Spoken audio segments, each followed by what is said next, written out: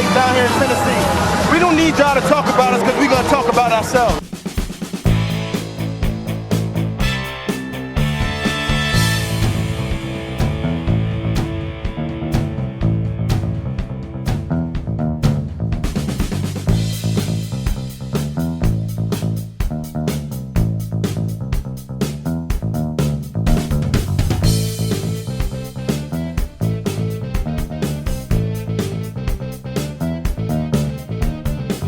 We told y'all.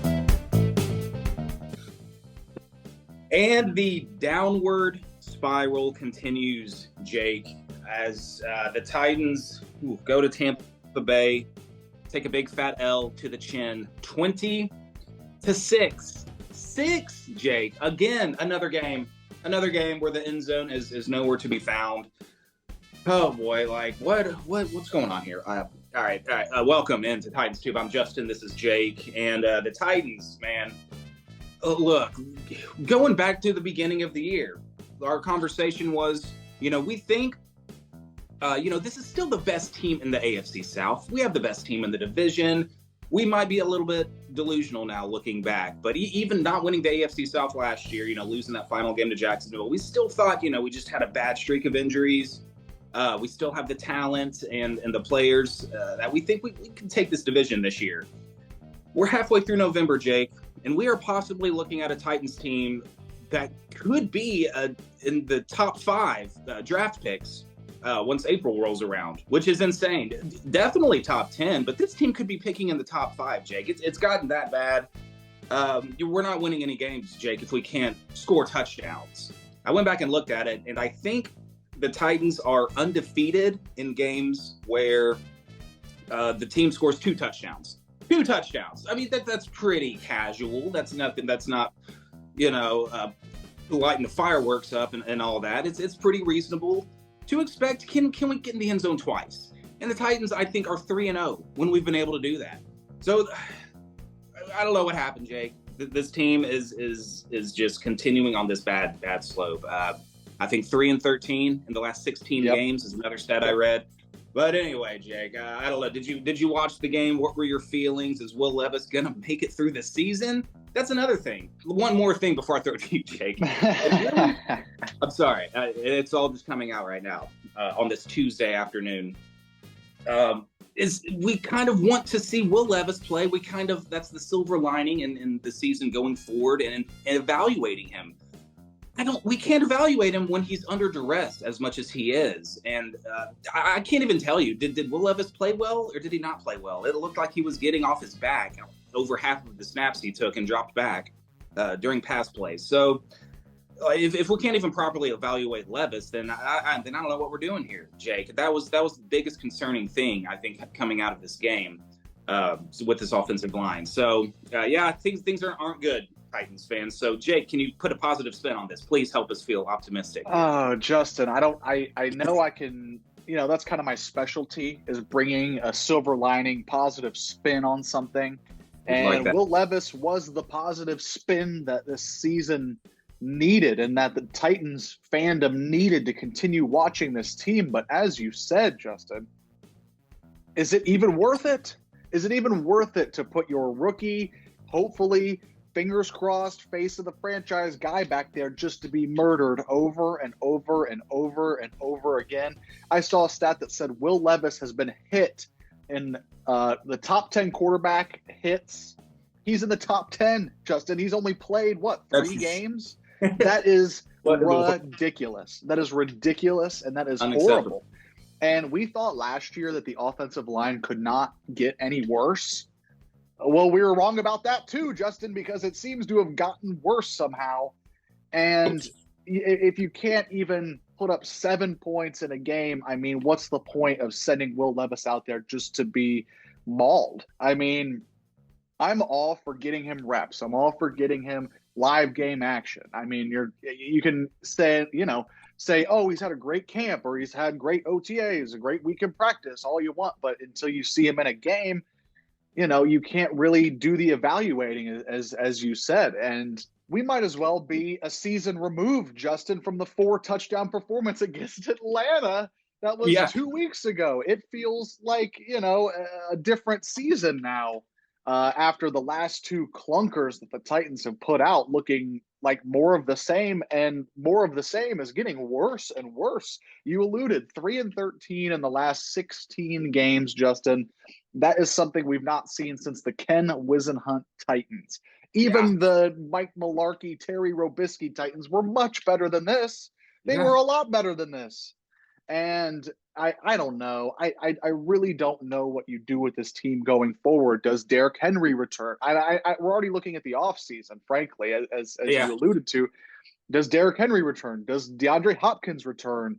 What do you have on your defense that's going to return? Because this defensive performance also, I thought, was incredibly sluggish. I mean, it was a terrible, no good, very bad day for both sides of the ball. Nobody could do anything right. And it's getting to the point in the season where you need to look at this roster and pick out guys who want to be in Nashville, who want to play for the Titans, who actually care about winning, or putting something. I'm a big Azeez Al-Shaair fan, but he had a couple of plays on Sunday that were low effort, lagging, not. I mean, there were guys all over the field. I just call him out because there was the screen pass touchdown to the Buccaneers running back that kind of broke the game open. That was I looked at Monty Rice. I thought Monty Rice took a bad angle, and I don't know. I guess I might have missed like Shire. Maybe he did take a bad. I mean, several guys probably took bad angles if you have a screen pass going for it wasn't so much bad angle, just like low effort, just like somebody else is going to get him, and then everybody else was said, somebody else is going to get him, and of course there he goes into the end zone to form the insurmountable lead, Justin, of 7-3. I mean, at what point when you let the other team score a touchdown, it feels insurmountable? And you can point to so many things: offensive line, lack of a run game, this and that, wide receivers who can't get separation. DeAndre Hopkins is the only guy who can get open and catch the ball. I mean, talk about it all pouring out on a Tuesday afternoon, Justin. Chigakonkwo is playing his way off of this team. He, I feel like he's a fan favorite. He made a couple splash plays last season. That's great. The dude feels like drops a big ball in every game this season, and it hits him in the chest. He had the touchdown catch that Hopkins had to play DB and punch it out. How many times are we going to see that this season? Yeah. DeAndre Hopkins making a great defensive play. He's our best defender and our best offensive player. Go DeAndre Hopkins, MVP. I know, and that's why he's not even going to want to come back. Speaking of guys who want to be here, why would he want to come back into this rebuilding mess of a football team? Justin, I feel like I'm just ranting, picking out different things, calling out different guys here and there. But, it all kind of is a reflection of your leadership and your coaching staff necessarily. I'm not going to stand up and say Mike Vrabel's on the hot seat at all. I don't believe that. But do you believe there's any warmth there? Because like I said, we haven't seen 3-13 since Ken Wisenhunt.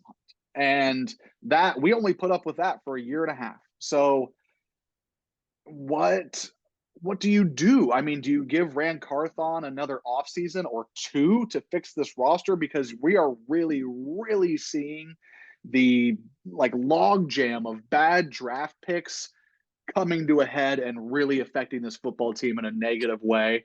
And it's a fire that John Robinson started, and maybe Mike Vrabel kept it lit. I don't know how, involved he is in roster construction, player evaluations, but it's a fire that started burning with the draft pick of Isaiah Wilson in 2020, and it has not stopped burning. It's only grown larger to culminate in a 3-13 record.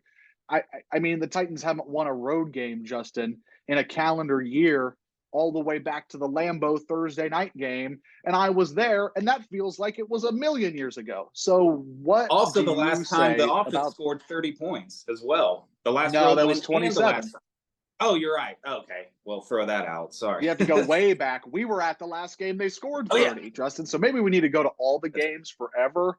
But, I mean, you're in a tough position to get people to turn out for this Titan squad. Oh, yeah. Yeah, it's going to be rough sledding. Going to it's funny because the Titans are undefeated at Nissan Stadium this year, but it's still going to be hard to put butts in the seats when we're losing all of our road games and we're playing ourselves out of any kind of playoff conversation and more looking towards the future. Will Levis and probably DeAndre Hopkins having those, and Derrick Henry. People want to go and watch them play, but yeah, you're not going to help draw in any support with the way this team is performing. And as far as Vrabel and Carthon, you've got to give them at least another year, maybe 2 years. I don't know about that, but you got to have Vrabel, try to dig himself out of this hole that he didn't necessarily cause himself. We talked about John Robinson and the failures of rebuilding, and we've talked about this. The failure of rebuilding the offensive line has just had a drastic trickle effect on this team. Starting with Isaiah Wilson, and then you got Nick Petit-Frere, third-round pick. The hope is that he can turn out to be a starter, but he just hasn't been that. He's already gotten suspended for 6 games, plus now he's out for the year with a shoulder injury.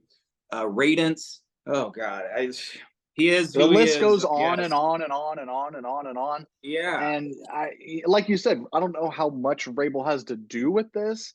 And we watched Mike Vrabel for 2 seasons in a row, MacGyver an incredibly makeshift team out of injured guys, practice squad guys, mishmash them together and win football games. But now it's just too much to overcome. You can't point to injuries this season, really. You can't point to a lack of guys on the roster. I feel like they have talent, but if you don't have the offensive line, what do you have? And it is nothing. It's 6 points every Sunday. Yeah, absolutely. That's the major. The glaring issue is that he's got to fix this offense, and the defense. It is hard to evaluate because, as you said, it did seem like a sluggish, bad performance. But at the end of the day, they're somehow, and it's a miracle. It feels like when you look at the scoreboard and the defense only allows 20 points. A lot of times, less than that, or maybe 23 here and there. That's workable. That's doable. You can work with that. But at the same time, Mike Evans is completely torching this defense, and he looks unstoppable. So they're taking screen passes, giving up screen passes, going for 40-yard touchdowns, giving up big plays. Seems like pretty frequently, but they're still only giving up 20 points. I think we might be top 10 in points allowed. I think a buddy of mine texted me. I think he said we are like 10th or maybe 10th to 12th range. So that's workable. Vrabel himself, he's kind of obviously a defensive-minded guy. He played defense. He's been a defensive coordinator, this and that. He's got to figure out how to change this offense around. And I think you got to look at your coordinators. He's always bringing in guys that he's always worked with in the past. Tim Kelly, I don't know. He's working with the players that he is.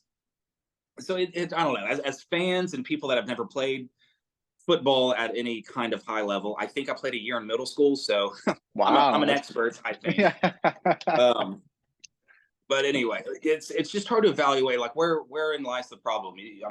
When you watch the games, you can see the offensive line not holding up their blocks. We're like, okay, offensive line, we need to get better players there. And Tim Kelly can call a great play, but then Chig, Okonkwo or whatever can't catch the pass, and so we're punting it, and so it just kind of looks like the offense stinks, and we have to move on from the OC. The news dropped today that the Bills fired their offensive coordinator. I know that was a crazy, wild game, but was he responsible for Josh Allen turning it over twice and the running back turning it over twice and the defense having 12 men on the field? It just feels like a lot of times you fire guys and they're just kind of like a scapegoat because the owners and fans are unhappy. But whatever the case may be, Vrabel has to take a hard look, especially at this offense. And I think it starts with the offensive line. And I don't know who the free agents next season are coming out, but we have a lot of cap space. We need to be spending that money. Then we're probably going to have a high draft pick. And as boring as this sounds, we got Skoronski last year, but I think you almost have to do it again. Line. Yes, you have to. You have and to. Maybe the second round too. It's that bad. So yeah, we are getting into talking about rebuilding this team, but you got to keep Rand, Carthon, and Vrabel on for another couple seasons, maybe at least one season, to try to build out of this. Because there are there seems to be a lot of problems, but there's workable pieces as well. And it's nice, having, well, I don't know, like what does the future with Autry hold? I mean, he's still there on this defense and producing. He got another sack. I think he's got like 6 sacks on the season, but it's hard to see him coming back to this team. And he's a crucial part of this defense. But you got Simmons, you got Landry. We do like Jair, even though he did seem like there's a kind of low effort there. And then, you could always use more and better defensive backs. So, but at the end of the day, the unit as a whole is not giving up 30-plus points a game. They're just not. So, this is very much an offensive problem. And, if I can hone in on one thing, it should be the obvious thing, is that this offensive line, if you don't have a good offensive line, you can't execute anything. And you can't even evaluate your rookie quarterback. I cannot believe that this offensive line is not just not better than it was last year, but it seems to be worse, as you alluded to. That's what I'm saying. I hate to I'm not mailing it in on the season. I'm still going to watch the games and go to the games and try to hope to see some good play from Levis to help make the future brighter for this franchise. But at 3-6, are you calling it? Is it just is the camel's back broken after this loss to the Bucks? The humps on my back are broken. Justin, I have to say I don't know. I was alluding to the camel's back. It's all good. We tried. We tried our best. But yes, the straw has been added. The camel's back is broken. Justin. Yeah. I am always a never say die guy until it's over. But the AFC is way too crowded to even try for a wild card spot. The Titans would have to sweep the division and then some somehow find themselves ass backwards into the playoffs. But caveat: the Jaguars were 3-7 last year. Justin, 3-7. Anything can happen. Anything can happen. Look at what the Denver Broncos are doing. Weren't they 1-5 and boom, win against the Bills? Now they're 4-5. And they're like, oh, well, we're kind of like back in it all of a sudden. Anything can happen. Exactly. That's what I was getting to. My back is already broken. I don't see it happening with this team. I'm not holding my breath. Like you, not mailing it in. I'm going to be a good fan. I'm going to sit there and watch and take it. But I just don't see it happening with this turnaround. And it feels kind of like last year towards the end, Justin. Even if we do somehow miraculously end up in the playoffs, what is it for? Like, what do we have to get excited about? This isn't a contending squad. Maybe they get a miracle wild card win, but that would be probably the extent of what even this is. And I don't even see them getting to that point. So I'm not going to let my optimistic mind go there, because I just feels like a waste of gear, energy, and space in there, because this is just I don't know what you do with this team, Justin. I don't know. I know we're already talking draft. We're already talking about free agents. We're already talking about spending that cap space. But there are, what is this team? 3-6. There's 8 games left to play. Oh boy. Oh goodness. And if we can't beat the low and brutal Tampa Bay Buccaneers, the Buccaneers aren't very good, Justin. If we can't go there and squeak out a win, what can we do? Can we beat Carolina at home in 2 weeks? What's going to happen in Jacksonville this Sunday? Yeah, that could be a big game for draft positioning too. Yeah. Shoot. Hey, if we lose out, you know what the sad thing is? If we somehow lose out and we tank, and Marvin Harrison Jr. is right there on the board, and the prospect of pairing him with maybe Henry, but Levis and DeAndre Hopkins comes back. We got Marvin Harrison Jr. I don't know where Burks is going to be, but that's some serious firepower. But wait, I don't think we can or should be allowed to do that, because we've got to fix the O-line. None of that is going to work. It's going to be like a situation with Joe Burrow. I think his rookie year with the Bengals, they had a lot of firepower and they had a lot of good personnel, but their line was so bad, and Joe Burrow ended up tearing his ACL and being out for the season. So it was kind of all a wash. But yeah, I don't know what you do. You're going to play to win. That Vrabel's not a tank mentality guy.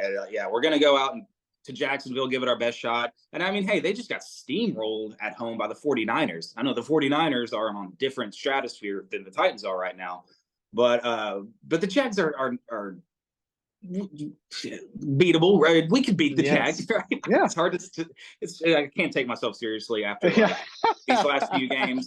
I'm just trying to say the Jags aren't world beaters. They have a good record. They've got some good wins on the season.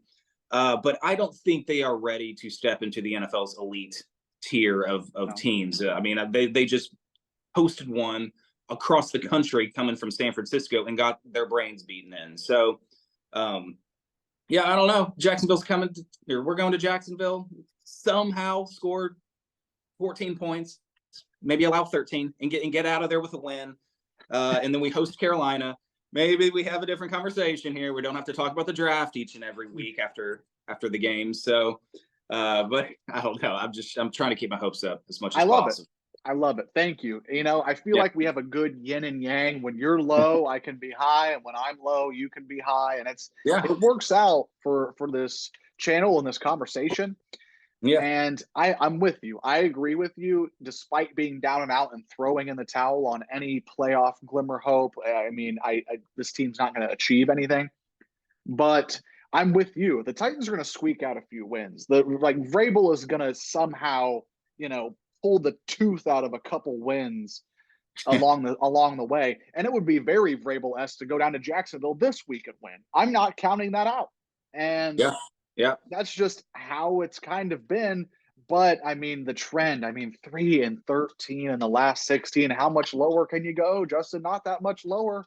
I mean, Will Levis's 4 touchdowns has, kept this optimism afloat, and it's only taken 2 weeks to go back down to where we were coming off of the London game. Tannehill's hurt. Malik's not the guy. We got to throw in a random guy, and that was a fun little ride and a fun little peak right there. But now we're back down in the valley of this season, and 3-13, man. I don't know if they could get to 3-20. 8 games left? 3-21 possibly. I don't. Again, I'm with you. I don't see them losing out. They're going to squeak a win against Carolina, or split against the Colts or Houston, or. But look, I feel like C.J. Stroud. Speaking of other teams in the AFC South, he's good. I hate it. might be a problem. Yeah, but we'll see, man. We'll see. And I'm with you. The Carolina game, depending on how they look the next 2 weeks, we might not even want to win that game. If we lose to Jacksonville, as sad as it is. If we lose to Jacksonville, and then I want to try to win against Carolina, but if we try and we can't beat Carolina, I would almost be down with continuing with the losing. And I've never really been at that stage. I'm always like, I don't care if we're 0-15. I want to go out there and win a freaking game. You play to win the game, right? Absolutely. So I'm always like that. But man, I don't know. It's going to be hard to lose to probably the worst team in the league, and to really have a chance at a top 5, top 3 pick, depending on where the Bears are at, the Giants, who else? The Cardinals. I mean, those are the teams we're going to be competing with for one of the top picks in the NFL draft next year. So we'll see. I mean, you kind of want to move on to, I guess, the Jaguars and this game coming up. I mean, we've already kind of touched on it, but I don't know if there's anything specific you want to talk about. They're coming off a bad loss. This is the team, dude, that took us, that swept us. It has been so long since the Jaguars swept the Titans, and they finally got that last year on us, with the last one being the heartbreaking lose and out of the playoffs scenario. And so is this team, remembering that? Are they going to be hungry, chomping at the bit for a little bit of revenge? I would hope so. You got to want to have a chip on your shoulder going into games. So, I mean, screw the Jags. I hate the Jags for what they did to us last year. I want revenge, and hopefully a lot of players feel that motivation, and they're going to come out and put on a good performance. Absolutely. That's really all I got looking ahead to next game. I'm alluding a little bit to what I said earlier in this video, but you look around the locker room, who has the chip on their shoulder? I feel like there aren't a lot of chips, Justin. I feel like there are not a lot of chips on not a lot of shoulders. And the leaders of this team are going to want to go out there and win. I feel like at this point, AFC South, division, whatever, opponents be damned. This team just needs to get some wins. They need it for their own personal gain. Jeffrey Simmons said it himself. Tired of fucking losing, dude. Tired of losing. I'm sick of it. Yeah. And I mean, when you go 3-13, I feel like it doesn't matter who's next. God, let's just get a win. And like you said, 0-15, don't care. You play to win the game. I'm with you. Draft position, be damned, whatever. It doesn't matter because Marvin Harrison's going to go to another team. We're going to take the best offensive line on the board, and we're going to move on. And so I don't know if the common opponent of it all, maybe, going down to sunny Florida, even though they just came away from sunny Florida with a big fat loss, maybe the nice weather can kind of perk them up a little bit. Who knows? I'm just grasping at straws, Justin. This team has just got to go get them a win. Having it be against Jacksonville would be a little tiny bit sweeter because we're entering the play spoiler part of the season, where that's maybe the best you can get out of a moral victory, even if you do notch the win. You lose the draft pick, but play spoiler. We'll see. We'll see. I haven't watched a lot of Jaguars football this season, but I know that Trevor Lawrence is going to have some competition as the best quarterback in the AFC South. So you got that right, man. It's going to be an interesting to watch as the season goes. Oh man, dude, I'm dreading when Houston comes to town and we're in our Oilers jerseys and CJ Stroud is just whipping us up and down the field. That's gonna be rough to watch. And you're coming to Nashville for that game. You wanted this, Jake. You asked for this. I wanted it. I asked for it. We're going to that game together, so hopefully it's a good time. We might have to order a few more drinks than usual. Yeah, for it to be bearable. But okay, yeah, that's all we got. I mean, try to keep your heads up, Titans fans. Looks like we got a guy in Will Levis. So the future could definitely be bright. It's going to be fun to watch him. If we can keep him upright for the good Lord, it'd be nice for him not to get hurt this year. But the future could be bright. And if it's not, I mean, this team's we got a few draft picks on the back end after the Bayard trade. We're going to have probably a high draft pick this year. So, I mean, you're going to have some of these. We've been kind of riding high the past 5 years, winning a lot of football games. But unless you're like the Steelers, I mean, they haven't had a losing season in forever under Mike Tomlin. But teams go up and down. We go up and down. We're kind of going down, but we're going to try to soften the landing here so we can get back up into the sky in our Titans Amy Adams Strunk private plane here. I'm not as good at the metaphors as you are, Jake. You kind of flowed out. It's all about the effort, Justin. Again, we'll just end it. We'll end it on the trifecta. You play to win the game, no matter what, whether it's metaphors or delivering optimism to the Titans fan base, Titans community. God, we're trying out here, you guys. We're trying our best. We're getting on the Zoom call. I mean, the last 16 Zoom calls, Justin, we've had 3 fun ones. All right, it's not a great percentage, but we're out here, man. We're out here giving it hell. And hopefully the Titans can get out there and give it hell in Jacksonville next Sunday. Like, comment, subscribe, all that jazz. Tighten up, as always, no matter what. Even if it is tighten down, tighten up. And we'll catch you guys with hopefully more cheery recap next week of the Jacksonville game. But that'd be sweet. We'll find out. Let's find out. Everybody light your prayer candles for Will Levis's health. And be well, everybody. We'll see you in the next one.